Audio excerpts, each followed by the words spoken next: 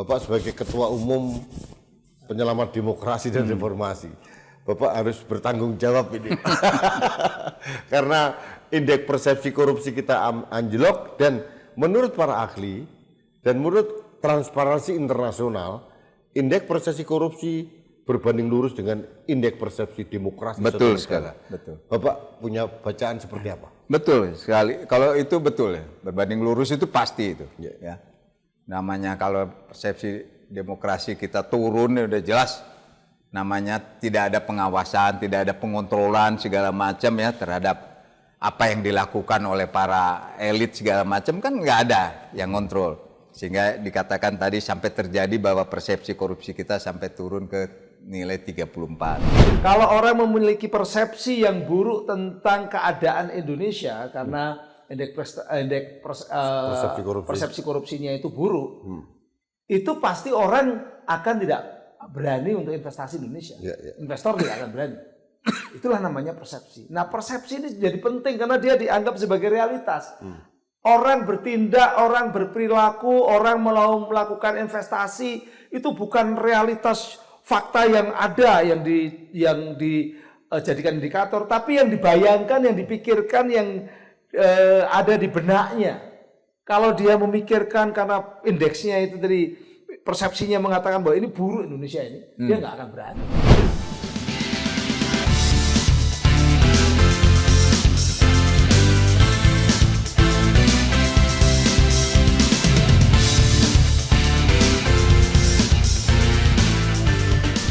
Halo sahabat Indonesia, kita bertemu kembali dalam podcast Anak Bangsa TV. Kali ini kami akan membahas tentang situasi terkini dalam pengelolaan negara oleh para pemerintah, para stakeholder, yang menurut kami ada beberapa keanehan. Yang pertama tentang komunikasi publik pemerintah. Sebagai contoh, suatu saat ada Menteri Pertahanan, ujuk-ujuk mengatakan akan mengkoreksi direksi BUMN, bank-bank BUMN akan diganti semua. Orang bertanya, kok Menteri Pertahanan bicara tentang penggantian direksi bank? Belum selesai sampai situ, besoknya atasan dari BUMN di Indonesia termasuk bank-bank himbara ini, Danantara mengatakan tidak benar akan terjadi pergantian direksi. Dua pembantu presiden membuat narasi di ruang publik yang saling bertolak belakang. Belum lagi masalah-masalah yang lain. Kita menuntut reformasi Polri. Presiden membentuk komisi percepatan reformasi Polri. Tapi di sisi lain Presiden tiba-tiba begitu memuja-muja Polri dan memberikan apresiasi, bahkan Kapolri akan diberikan bintang Mahaputra. Itu luar biasa. Terakhir yang kita dengar, pemerintah akan menarik hutang baru. Tahun 2025 kita menarik hutang baru sekitar 740 triliun. Tahun 2026 akan ada hutang baru lagi sekitar 843 sekian triliun. Menteri Keuangan mengatakan ada dua pilihan. Kalau kita tidak menarik hutang baru untuk membiayai APBN yang defisitnya hampir 600 triliun, yang terjadi akan terjadi ekonomi kita kolaps. Rakyat tidak diberikan pilihan. Pilihannya sangat sulit antara hutang baru atau ekonomi kolaps.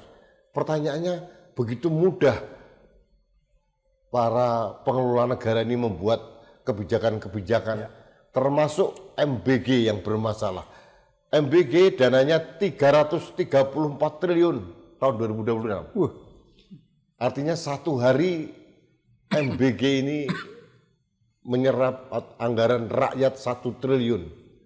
Pertanyaannya apakah itu efektif atau tidak? Nah, untuk membahas masalah-masalah yang luar biasa, termasuk penegakan hukum yang begitu bermasalah, termasuk turunnya indeks persepsi korupsi kita tahun 2025, yang kita negara yang sudah merdeka 80 tahun, ternyata di bawah Timor Leste yang baru merdeka sekian tahun. Kita sama dengan Nepal. Skor kita 34 dari 180 negara, kita rankingnya 109. jauh di bawah Malaysia, jauh di bawah Vietnam, apalagi Singapura. Singapura indeks persepsi korupsi tertinggi terbagus nomor 3. Yang pertama Denmark, Finlandia, dan Singapura. Indonesia nomor berapa? 109. Indeks persepsi korupsi itu berbanding lurus dengan indeks persepsi demokrasi. Untuk membahas hal itu, saya akan berbincang-bincang dengan Ketua Umum Forum Penyelamat Demokrasi dan Reformasi Indonesia, Marsikal TNI Purnawirawan Haji Agus Supriyatna. Selamat datang Pak, terima kasih. Terima kasih. Yang kedua, pakar komunikasi politik yang sekarang akhir-akhir ini menjadi trending topik karena membantu trio RRT dan juga banyak membantu tentang implementasi Undang-Undang ITE, Profesor Dr. Henry Subiakto, pakar komunikasi politik dari Universitas Airlangga. Pak Agus, Profesor Henry, mohon maaf pembukaan saya agak panjang. Itu kami ingin suguhkan kepada pemirsa tentang amburadulnya tata kelola kita gitu Pak. Reformasi Polri tidak berjalan, belum ada harapan. Padahal Komisi Percepatan Reformasi Polri Pak dikasih waktu 3 bulan. Kalau kita hitung mulai awal dilantiknya Komisi Percepatan Reformasi Polri, harusnya 8 Februari mereka sudah harus memberikan laporan pada Presiden. Konon yang saya dengar dari salah satu anggota Komisi Percepatan Reformasi Polri, surat menghadap Presiden sudah masuk di awal Februari, tapi sampai sekarang belum juga diterima oleh Presiden. Jadi artinya kita mempertanyakan komitmen Presiden terhadap reformasi Polri itu sendiri. Presiden sekarang malah justru ke Amerika, sedang pertemuan Dewan Board of Peace. Nah, yang membuat kita bingung sekali. Pak Agus, saya ke Bapak dulu nih. Bapak sebagai Ketua Umum Penyelamat Demokrasi dan Reformasi. Bapak harus bertanggung jawab ini.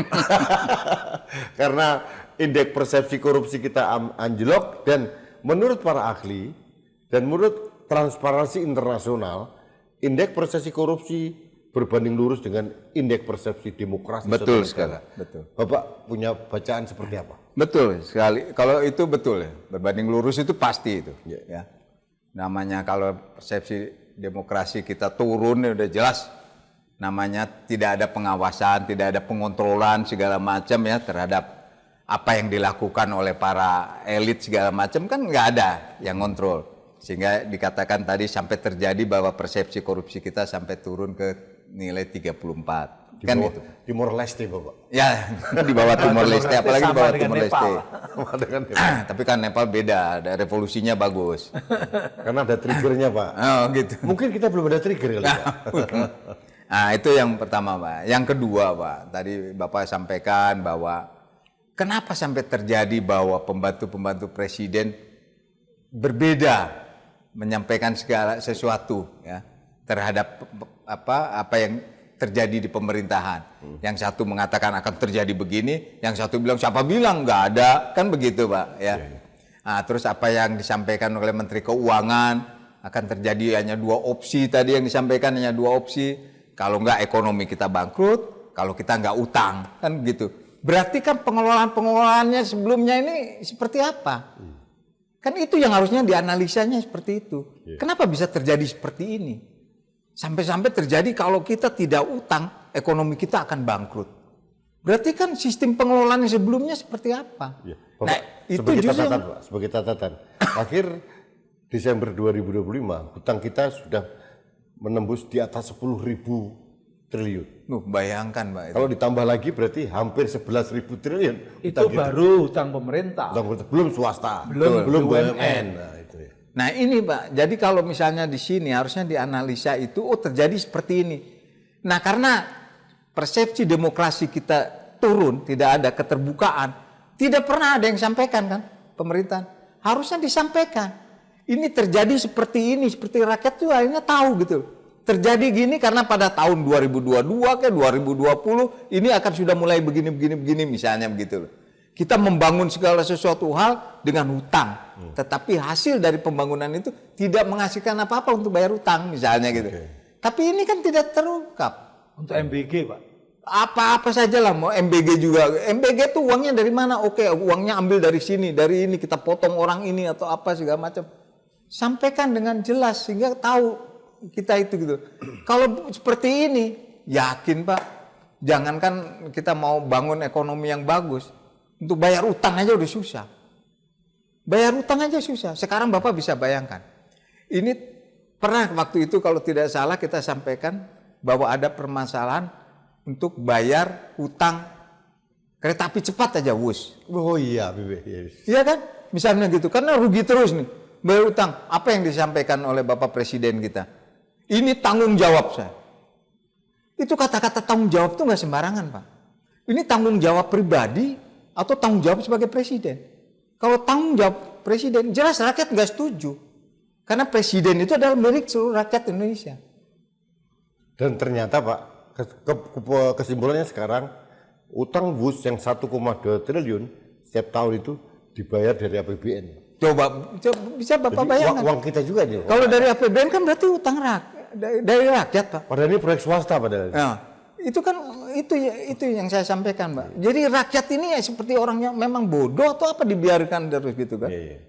Keterbukaan para analis, para jurnalis segala macam keterbukaan ini sekarang kan jadi pada seakan-akan kayak ketakutan dengan adanya undang-undang ITE itu. Padahal undang-undang ITE dibuat itu karena perjuangan reformasi supaya orang itu berdemokrasi itu dengan baik. Kan begitu, Pak. Tetapi lucu demokrasi dengan baik, dicari lagi undang-undang atau pasalnya segala macam, dicari ini yang bisa menutupi untuk membelenggu demokrasi, kan lucu. Baik, ini masalah undang ITE saya harus bicara sama pakarnya Pak. Karena beliau orang yang bertanggung jawab nih Pak.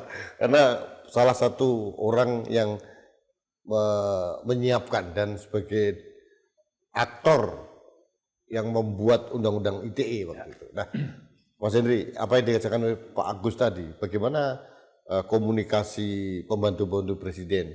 Nah, saya sekarang tanya sebagai pakar komunikasi politik, kalau komunikasi presiden seperti apa sebetulnya? Jadi begini, Mas, dalam ilmu politik dan ilmu komunikasi itu, politik is perception. Yes. Jadi politik itu persepsi. Yeah. Bahkan ekonomi is perception sekarang. Ekonomi juga persepsi. Kalau orang memiliki persepsi yang buruk tentang keadaan Indonesia karena persepsi korupsinya itu buruk, itu pasti orang akan tidak berani untuk investasi di Indonesia. Investor tidak akan berani. Itulah namanya persepsi. Nah, persepsi ini jadi penting karena dia dianggap sebagai realitas. Orang bertindak, orang berperilaku, orang melakukan investasi itu bukan realitas fakta yang ada yang dijadikan indikator, tapi yang dibayangkan, yang dipikirkan, yang ada di benaknya. Kalau dia memikirkan karena indeksnya itu tadi persepsinya mengatakan bahwa ini buruk Indonesia ini, dia nggak akan berani. Makanya lalu persepsi ini penting, itu namanya perception is politics is perception, economy is perception. Itu yang pertama. Nah, problemanya dalam konteks komunikasi tadi, ternyata antara pembantu satu dengan pembantu yang lain itu seringkali terjadi conflicting statement. Pernyataan-pernyataan yang saling bertentangan. Antara Menhan tadi ya, contohkan Menhan dengan kepala dan tentara berbeda. Antara mungkin Menq dengan katakanlah PKP, Menteri Kelautan beda. Bahkan kadang-kadang antara presiden dengan presiden juga berbeda. Jadi conflicting statement itu terjadi di antara dirinya sendiri. Hanya beda waktu saja. Di satu sisi ketika ketemu dengan orang-orang tertentu mengatakan bahwa dia akan tegas, misalnya begitu, akan melakukan reformasi kepolisian, tapi ketika waktu yang lain justru memberikan bintang Mahaputra kepada Kapolri, misalnya begitu. Itu kan ada conflicting statement. Dan itu tentu saja akan memiliki dampak yang sangat buruk. Munculnya ketidakpercayaan kepada politik di Indonesia, bahkan mungkin akan berpikir bahwa nanti akan ketidakpastian akan muncul. Kemudian karena pemerintahnya satu dengan yang lain, menterinya satu dengan yang lain berbeda-beda, kadang-kadang presidennya antara hari ini dengan yang kemarin berbeda. Itulah problema besar Indonesia. Itu yang perlu saya sampaikan. Nah, mengenai undang-undang ITE itu juga memang seringkali di dalam implementasi. Terus terang kalau kontennya ITE itu sudah 12 kali dilakukan judicial review di Mahkamah Konstitusi. Dan setiap di judicial review dibuatkan norma itu lebih ditegaskan. Ada lex serta. Lex serta itu artinya makna normanya itu dibuat lebih tegas lagi, lebih tidak karet. Dan dulu kan karet, gitu kan, ditegaskan. Misalnya kalau pencemaran nama baik itu harus menyerang kehormatan seseorang.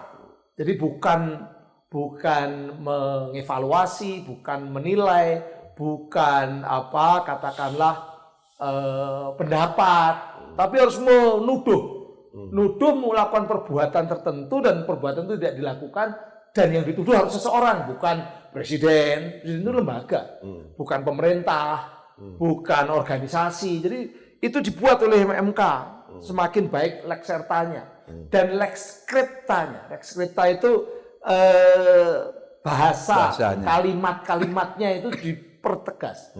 12 kali diperbuat itu dipertajamkan. Tapi persoalannya adalah implementasi, bahwa ternyata kadangkala orang berpendapat, orang mengevaluasi, ya kayak Mas Rudi sendiri kan, hanya sekedar memfasilitasi whistleblower, dianggap melakukan kejahatan pidana. Padahal apa salahnya? Apa salahnya seorang wartawan, seorang podcaster itu memberikan tempat kepada narasumber, lalu narasumbernya ngomong ini kan data, ngomong ini kan juga fakta, lalu kemudian hostnya dikenakan seolah-olah melakukan kejahatan yang harus dipidana sampai terancam, kemarin keputusannya kalau nggak salah 8 bulan ya, dipidana 8 bulan. Nah itu menciptakan, karena penerapan yang salah, menciptakan persepsi juga. Iya, persepsi baru. Ya. Dan persepsi itu dianggap sebagai fakta kan. Persepsi bahwa undang-undang ITE itu menakutkan, persepsi bahwa undang-undang ITE itu dipakai untuk menjerat. Memang undang-undangnya itu awalnya benar-benar hanya untuk ekonomi digital. Tapi ternyata karena pasalnya bisa ditarik-tarik dan ada permainan, lalu muncullah seperti kasus Rudy Kamri, Roy Suryo gitu kan. Banyak tuh sebenarnya, banyak tuh di Aceh juga dulu ada, di Jogja ada, di Surabaya ada, Prita Mulyasari paling awal. Ini semua hanya gara-gara sebenarnya problemanya adalah digunakan secara salah. Nah ini yang harus kita koreksi, Mas. Ya, Pak, saya berbicara tentang penegakan hukum, Pak Agus, Profesor Henry. Ada minimal 2 hal lah yang bisa menjadi topik bahasan kita. Pemberian abolisi dari Presiden kepada Tom Lembong. Yang kedua, rehabilitasi kepada Ira Puspadewi, Dirut PT SDP. Nah, kalau kita bicara hak prerogatif Presiden, abolisi dan rehabilitasi ini, Pak, ini kan memberikan suatu persepsi kepada publik bahwa ternyata proses penegakan hukum yang terjadi bermasalah. Ya. Betul sekali. Pendapat Bapak gimana, Pak? Betul sekali apa yang disampaikan tadi oleh Mas Rudi ya. Udah terlihat sekali nih bahwa penegakan hukum kita ini bermasalah berarti. Nggak betul sampai seorang presiden mengeluarkan rehabilitasi dan abolisi itu. Itu udah jelas berarti ini penegakan hukumnya nggak benar. Kalau penegakan hukumnya betul dan nyata fakta bahwa ini betul-betul mereka ini memang perlu dihukum, nggak mungkin Pak walaupun seorang presiden akan mengeluarkan abolisi dan rehabilitasi. Ini pasti ini udah betul apa yang dilaksanakan oleh Bapak Tom Lembong maupun Ibu itu masalah ASDP ya, kapal itu. Kalau kita secara fakta, secara nyata dan betul-betul kita melihat apa yang dilakukan, ya kan gitu Pak. Itu semua betul. Tidak ada mensreanya. Nggak ada. Padahal ASDP itu menguntungkan sekali Pak perusahaan. Padahal hasilnya menguntungkan. Tetapi ini ada sesuatu ya sistem hukum kita yang bermain. Pasti ini ada bermain. Bermain dengan gimana caranya biar misalnya wah penegakan hukum kita bagus. Ya kalau bagus nggak mungkin dong terjadi abolisi dan rehabilitasi. Iya. Iya. Ini udah jelek Pak. Benar, Apalagi tadi yang saya tambahkan yang disampaikan sama beliau betul. Persepsi yang tadi antara menteri bicara gitu. Saling Terus presiden bicara A, besoknya udah jadi B misalnya, itu kan perbedaan-perbedaan itu. Jangankan itu Pak, yang paling hebat lagi beda itu apa? Beda direktur PLN, masyarakat di Aceh dengan menteri SDM. Itu udah nyala semua lampu. Udah 90%. Padahal masyarakat bilang direktur PLN bilang, boro-boro ini 15% aja belum jam. Itu aja udah hebat. Dan presiden merasa itu biasa aja. Ini Pak, tata kelola pemerintahan yang membiarkan, ini nggak bisa dong. Menteri lu bohongin gua. Dengan bohongin gua, bohongin rakyat lagi lu. Kan harusnya begitu. Ini nggak ada tindak lanjutnya Pak, begitu loh. Apalagi masalah reformasi Polri tadi yang Bapak sampaikan. Reformasi Polri lagi berjalan, udah disampaikan lagi ke presiden. Lu presidennya bukannya menerima menganalisa hasil para pakar ini reformasi kan, malah langsung, woi Kapolri akan saya beli Mahaputra, Kapolri ini apa? Terus buat apa waktu itu presiden membuat suatu komisi itu? Ayo, nggak karu-karuan Pak. Kalau menurut saya gitu. Iya Pak Agus ini luar biasa, Prof. Ya. Kalau kita melihat ya apa yang disampaikan Pak Agus itu kan sesuatu yang menyakit aja, sesuatu yang menyedihkan sebetulnya. Gitu. Jadi antara pejabat satu berbeda dan kemudian presiden juga membuat narasi yang berbeda. Nah, saya kembali pada indeksi persepsi korupsi. Di awal presiden dilantik, sampai berkali-kali kalau saya hitung kok pidatonya, selalu mengatakan akan memberantas korupsi, bahkan akan mengejar koruptor sampai ke Antartika begitu ya. Tapi ternyata itu tidak memberikan keyakinan pada persepsi dunia terhadap penegakan hukum korupsi di Indonesia. Apa yang terjadi, Bro? Ya karena proses hukum bermasalah. Tadi kan kenapa ada abolisi dan satu lagi rehabilitasi. Rehabilitasi itu kan proses hukumnya sudah berjalan. Kemudian orang yang dianggap bersalah itu kemudian diperbaiki lagi atau dikembalikan seperti sebelum ada proses hukum. Jadi dianggap tidak ada proses hukum berarti ya? Ya, tapi proses hukumnya tetap berlangsung, gitu kan? Direhabilitasi. Sementara kalau abolisi ini dihentikan proses hukumnya. Tom Lembong itu dihentikan proses hukumnya, sudah tidak lagi kemudian diadili sampai ke keputusan pengadilan, sudah selesai, ini haknya presiden.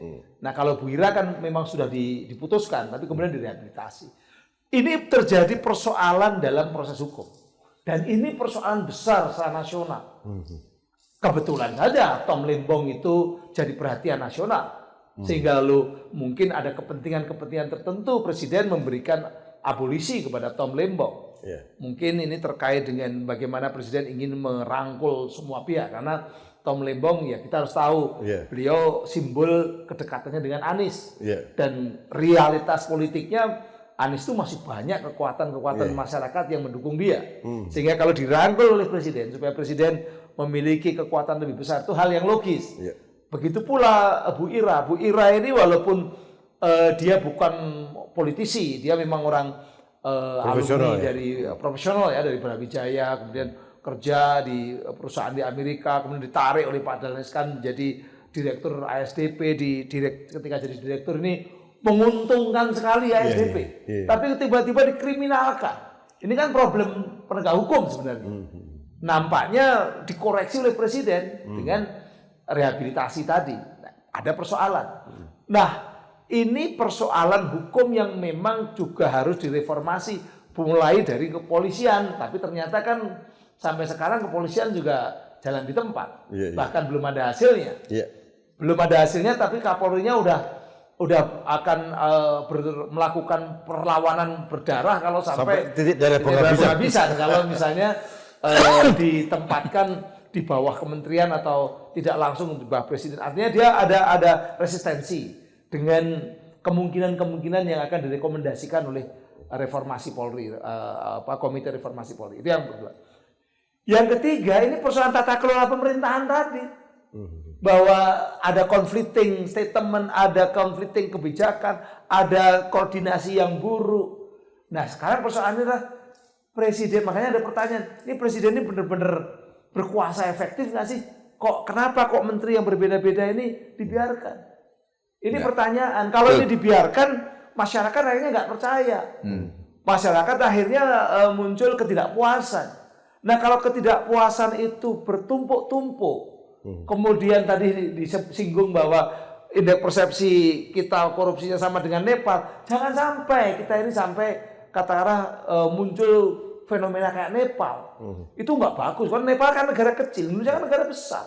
Dan Indonesia memiliki potensi besar konflik karena kita ini beragam suku, beragam agama, beragam politik, pulau-pulau, dan negara asing juga mungkin membutuhkan atau ingin mengeksploitasi Indonesia. Kepentingannya banyak sekali, makanya harus dijaga. Bukan saya nakut-nakutin, tapi justru potensi-potensi itu harus kita redam. Dan semuanya ini ada di presiden. Makanya pertanyaan Mas Rudi tadi penting. Bagaimana komunikasi presiden? Presiden harus benar-benar kalau bicara itu sesuai dengan antara yang dibicarakan, itu sesuai dengan yang ditindak lakukan atau kebijakannya. Jangan sampai kebalik bahwa mau menegakkan korupsi tapi ternyata indeks persepsi korupsinya hancur-hancuran. Kemudian orang yang memfasilitasi atau mengeritik adanya korupsi malah dikriminalkan, dibiarkan. Ini kan itu kan conflicting statement dan conflicting antara omongan dengan perilaku berbeda. Itu sangat berbahaya, Mas. Dan Pak Agus, apa yang dikatakan Pak Henry tadi, menurut saya itu yang ditangkap publik dunia ya, masyarakat ekonomi dunia, bahwa akhirnya persepsi korupsi kita memang di mata dunia buruk, semakin memburuk. Persepsi demokrasi kita memburuk karena partisipasi masyarakat itu seolah ditutup gitu. Saya punya pengalaman pribadi sama kayak Prof. Senedi. Itu kan partisipasi saya sebagai warga negara untuk membantu aparat. Ini loh ada potensi dugaan korupsi gitu. Tapi yang terjadi kan saya dikriminalkan. Ada juga para aktivis mahasiswa yang mempunyai partisipasi demokrasi malah dibungkam juga gitu. Jadi ini memang agak bermasalah Pak. Pada saat di akhir pemerintahan Jokowi, indeks persepsi demokrasi kan jeblok Pak. Dan ternyata jeblok itu benar. Dibarengin dengan jebloknya indeks persepsi korupsi juga. Nah, setelah juga akan diikuti jebloknya ekonomi kalau sudah seperti itu. Pak, yang membuat saya khawatir nih Pak. Dalam 1 tahun pemerintahan Presiden Prabowo ternyata tidak mampu menaikkan indeks persepsi korupsi. Kita masuk di skor 34. Padahal masuk negara yang paling super korup, yang negara gagal Pak. The failed state itu adalah skornya 32. Tinggal 2. Nah, kita harus bagaimana Pak Gus untuk mengatasi jangan sampai kita menjadi negara gagal ini? Ya, kalau menurut saya itu Pak, yang tadi saya pernah juga menyampaikan Pak. Selama sistemnya kita ini seperti ini, yang diinginkan oleh presiden kan sebetulnya pengen merangkul semua, terus kita jalan bersama untuk membaikkan bangsa dan negara Pak. Tetapi kalau sistem perwakilan ya Pak, jadi Dewan Perwakilan Rakyat kita ini, ternyata para ketua umumnya jadi menteri-menteri, apa mereka berani Pak mengontrol? Apa berani mereka mengawasi anggaran? Loh, ini nggak boleh dong anggaran ke sana. Kok anggaran ini kenapa digeser ke sana? Misalnya begitu Pak. Artinya check and balance nggak check and balance udah nggak ada, nggak akan berjalan Pak. Mereka mau ribut, mau rame, nggak bisa loh ketua umum kita lagi jadi menteri. Coba Bapak bisa bayangkan. Apalagi ketua umum misalnya membuat suatu masalah atau suatu kesalahan apa berani mereka ribut Pak? Orang nggak bisa Pak. Inilah jadi suatu kesalahan sistem yang mengatakan yang tujuannya mungkin tadinya baik Pak Prabowo itu merangkul semua, kita bangun Indonesia bersama-sama dengan jalan yang baik. Nah, tapi kalau Pak Prabowo sendiri sebagai presiden yang tadinya menginginkan itu bersama-sama membangun Indonesia dengan baik, tapi membiarkan orang-orang yang nggak benar itu dibiarkan, Pak. Akhirnya terjadi apa? Justru persepsi jeleknya yang akhirnya muncul. Muncul akhirnya yang tadinya mau membangun bahwa kita tidak perlu pinjam, kita semua dari hasil bumi kita misalnya atau dari pekerjaan kita di Indonesia ini sendiri. Yang terjadi apa tadi disampaikan Mas Rudi? Kalau kita tidak utang, ekonomi ambrol. Ayo. Terus kalau kita membiarkan, oke lah, kita nggak usah utang, ekonomi ambrol, nggak apa-apa dengan rakyat, akan ribut juga. Iya. Jadi ini Bedanya nggak ada yang iya. nggak- Padahal harusnya dianalisa bersama-sama, katanya ini bersama-sama nih. Saya minta coba dievaluasi, dianalisa oleh semua orang dewan dari perwakilan rakyat nih. Sebaiknya apa yang harus kita laksanakan di pemerintahan nih? Kan harusnya begitu. Kenapa kita harus utang? Oh mungkin di sini karena sumber dari sini terpotong sekian, sumber sini diembat orang sekian. Karena Pak Prabowo sendiri selalu mengatakan, ini pengaruh asing, ini pengaruh asing loh. Kok bisa pengaruh asing? Ya. Kok apa-apa selalu pengaruh asing? Ini terjadi demo pengaruh asing. Oh, tahu-tahu ini asing-asing. Loh kalau misalnya asing-asing terus Bapak masa bisa diem aja? Kan begitu memang. Iya. Harusnya justru dicari dong. Kita kan punya BIN, Badan Intelijen Negara. Pengaruh asingnya di mana? Oke, kita cut di situ. Jangan sampai dipengaruhi oleh asing. Kan begitu harusnya. Iya. Bukan, wah kita nih gini karena pengaruh asing. Iya. Ekonomi kita gini nih karena pengaruh asing. Coba bisa Bapak bayangkan. Nah ini yang menurut saya yang perlu, karena demokrasi tadi yang tadi tegak lurus lah dengan persepsi korupsi. Berbanding lurus. Iya. Benar. Akan begini terus Pak. Artinya Bapak ingin mengatakan bahwa salah satu upaya untuk menaikkan indeks persepsi korupsi adalah melalui meningkatnya persepsi demokrasi juga. Betul sekali. Oke. Mas Hendri, untuk buffer policy agar kita tidak terjebak di negara gagal. Negara gagal artinya salah satu indikatornya adalah kita nggak mampu bayar hutang. Nah, kita narik hutang 870 sekian triliun, 30 triliun sekian, 800 lebih triliun lah. Salah satunya paling untuk bayar bunga hutang juga gitu. Ini kan sudah mengarah pada negara yang gagal juga nih. Nah, buffer policy-nya seperti apa yang dilakukan di pemerintah supaya ini tidak terjadi kita menjadi negara gagal? Pertama memang ya kita harus, atau negara, pemerintah harus memiliki kebijakan-kebijakan yang hilirnya itu meningkatkan produktivitas dan meningkatkan pertumbuhan. Ya, itulah yang sebenarnya dan juga meningkatkan kualitas dari kehidupan berbangsa dan negara di Indonesia. Sekaligus juga memunculkan persepsi yang baik tentang Indonesia. Nah, sekarang kita lihat, sekarang yang paling banyak pengeluaran itu apa? MBG. Iya. MBG udah 300 triliun lebih. MBG itu 10% dari APBN, Pak. Kalau APBN kita 3.500 sekian, MBG 300 lebih. 350 sekian, 10%, Pak. Dan dari KL, Kementerian dan Lembaga, dana terbesar untuk MBG. Nah, persoalannya adalah apakah MBG ini memang akan meningkatkan produktivitas bangsa ini? Mana lebih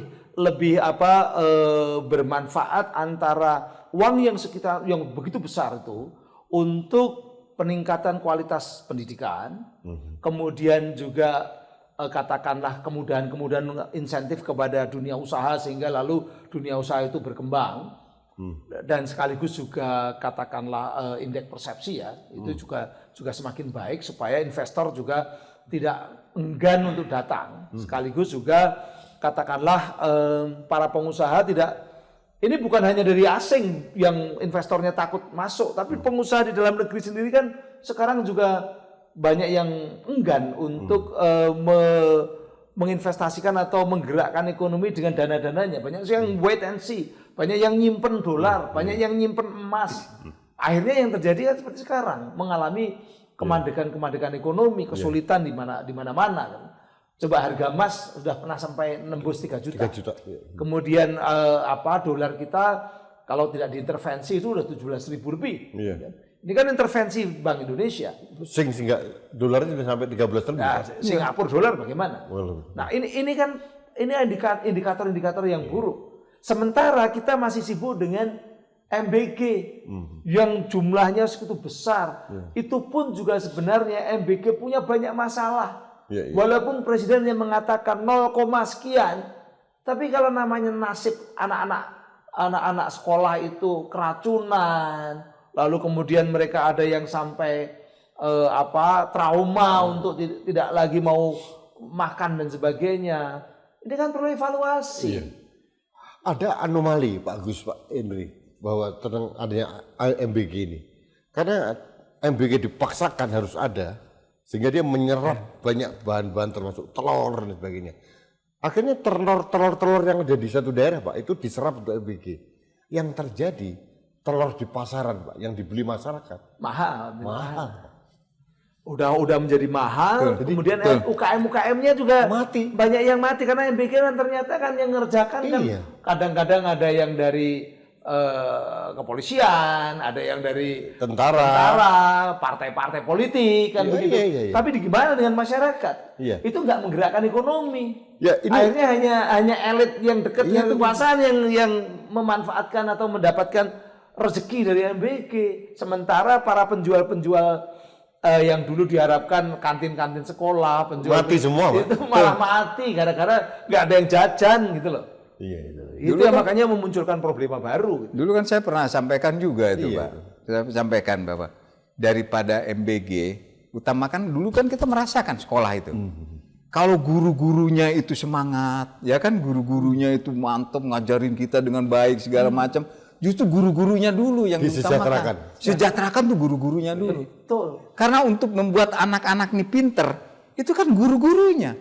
Gak mungkin Bapak sekarang, Bapak mungkin anak orang kaya, wah makannya enak terus gini-gini. Tapi gurunya Bisa susah. pintar kalau gurunya susah.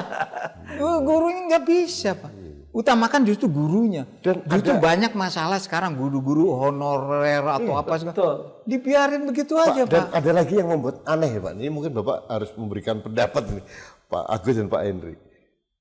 Bapak tadi menyatakan banyak guru honorer yang sampai sekarang belum diangkat. Betul. Honorer bertahun-tahun. Gaji per bulan 120.000. Bayangin, Pak. Ada 200.000. Di sisi lain Pak, MBG yang belum ada 1 tahun ini, kepala SPBG-nya, ahli gizinya, ada 3 orang akuntannya diangkat menjadi pegawai pemerintah paruh waktu Pak. Coba bayangin. Otomatis. Itu kan jadi problema sosial. Itu Pak, artinya Pak, di luar 330 sekian triliun tadi, negara harus membiayai orang-orang ini Pak, dari APBN kan Pak.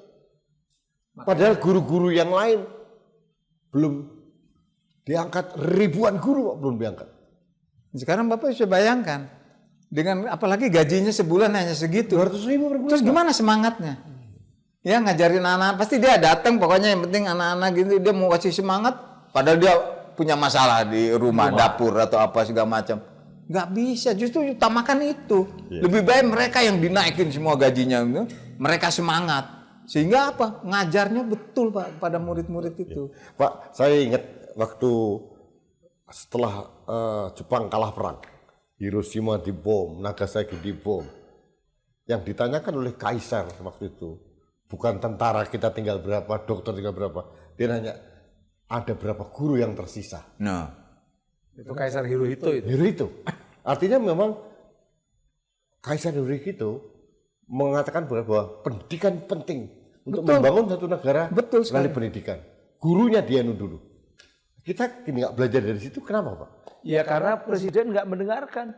Sebenarnya udah banyak kritikan bahwa pentingnya pendidikan, pentingnya meningkatkan kesejahteraan guru, termasuk guru honorer. Itu kan udah banyak, tapi nggak pernah didengarkan. Nah, ada problem. Apakah masukan kepada presiden ini terfilter sehingga presiden tidak mengetahui realita yang nyata di masyarakat atau apa yang terjadi?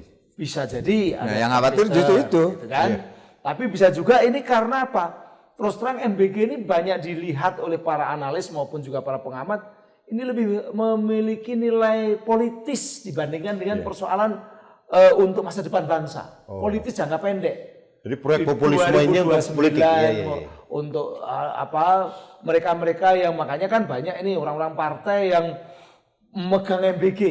Coba kalau dia punya sekian SPPG, SPPG dia memperoleh katakanlah 1 bulan dapat uang 1 miliar, misalnya begitu. Dan dia 1 tahun udah 12 miliar, kali 5 tahun, berarti 2029 dia bisa melakukan banyak hal. Dan itu orang-orang partai sekarang yang pegang. Coba cek deh, orang-orang partai. Dan orang-orang partai ini menyiapkan politik ke 2029 dengan MBG. Jadi itulah MBG makanya dibuat dalam proses bisnis berarti ya? iya. untuk mengambil uang negara itu. Makanya kalau mahasiswa kemudian memplesetkan MBG sebagai Maling berkedok gizi gitu. Sebenarnya ini kaitannya dengan Jadi tadi. artinya begini Pak, yang bergizi maling-malingnya. Iya, maling-malingnya. Itulah makanya ini memang Pak Presiden kalau betul-betul niat untuk memperbaiki Indonesia, sudahlah. MBG ini Untuk 3T lah dulu lah. Ya nggak usah harus seluruhnya, oke lah. Untuk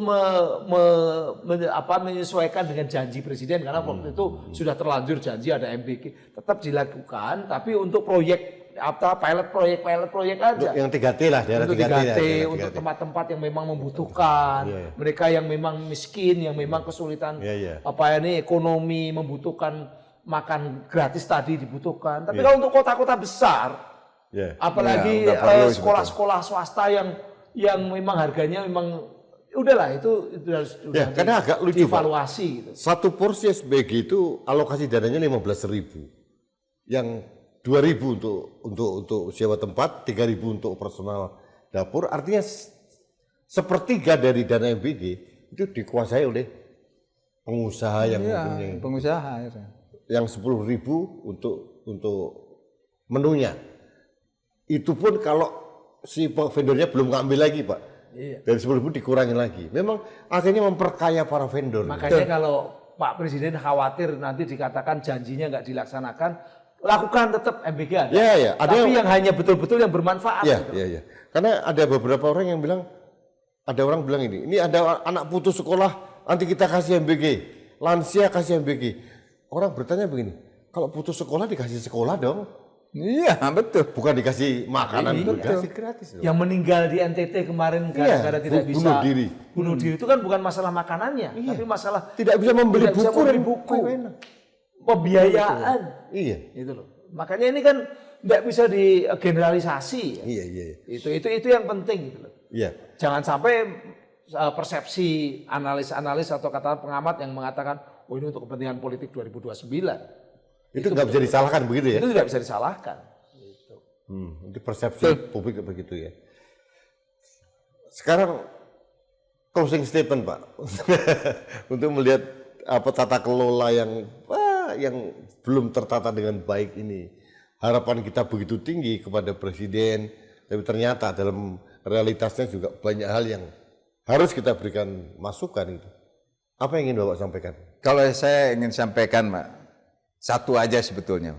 Saya harap Bapak Presiden, apa yang tadi pernah juga disampaikan oleh Prof. Henry, apa yang dibicarakan oleh Presiden kepada rakyat Indonesia, lakukanlah sesuai dengan apa yang keluar dari Bapak Presiden. Jangan sampai beda. Apa yang disampaikan hari ini, besoknya sampaikannya beda lagi. Itu bahaya, Pak.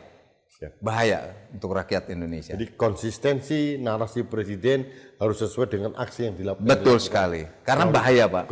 Kalau benar beliau sudah mengatakan, saya minta bentuk komite. Wah, gitu kan, reformasi Polri. Ini lagi melaksanakan, besoknya bicaranya beda lagi. Ini bagaimana rakyat Indonesia. Itu aja Pak. Terima kasih Pak. Mas Henry, kalau saya ingin mengatakan bahwa Presiden juga harus mendengarkan orang-orang seperti Pak Agus ya. Kemarin sudah bagus Presiden memanggil beberapa tokoh-tokoh itu bagus. Itu perlu dilakukan lagi. Karena Indonesia ini sangat luas, sangat beragam dan banyak sekali tokoh. Perlu didengarkan. Terutama supaya Presiden ini benar-benar fokus dan konsisten seperti yang disampaikan Pak Agus tadi. Kemudian juga jangan sampai ketidakpuasan, kekecewaan rakyat itu semakin merata, semakin memuncak. Jangan sampai terjadi. Sekali lagi, karena kalau sampai ada hal-hal yang buruk seperti demo Agustus 2025 sampai September itu kemarin itu kerugiannya sangat besar. Ya, bukan hanya nama Indonesia, tapi juga secara ekonomi, secara politik. Jangan sampai kita pertaruhkan. Dan ini semua sangat tergantung dari komunikasi Presiden dan konsistensi Presiden maupun juga kebijakan-kebijakan Presiden yang benar-benar untuk masa depan Indonesia, bukan untuk jangka pendek 2029. Ini menohok sekali. Terima kasih Pak Agus. Terima kasih waktunya Pak Henry, makasih. Terima kasih. Sahabat Indonesia, apa yang disampaikan oleh Pak Agus itu sesuatu yang harus didengarkan oleh para pengambil kebijakan. Apa yang dikatakan oleh Profesor Henry Subiakto juga menjadi masukan. Kita tidak ingin memprovokasi siapapun, justru kita sayang. Kita mencegah jangan sampai terjadi apa yang terjadi di Nepal. Nepalisme itu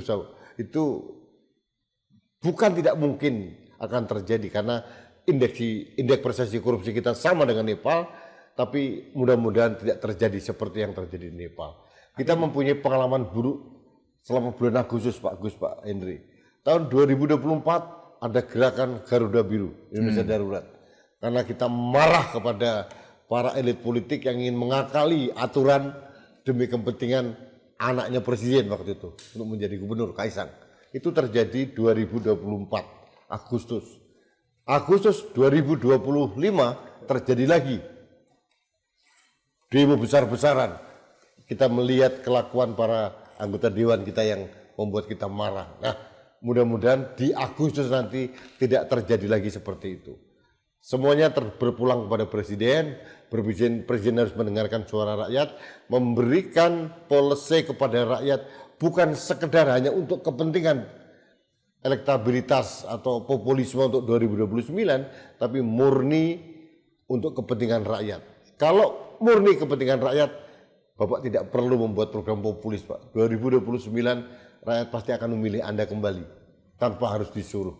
Tapi kalau kita membaca, para ahli membaca bahwa ini hanya kepentingan populisme semata, rakyat akan membuat pilihan yang berbeda, dan ini kontraproduktif dengan apa yang ingin diharapkan dari presiden.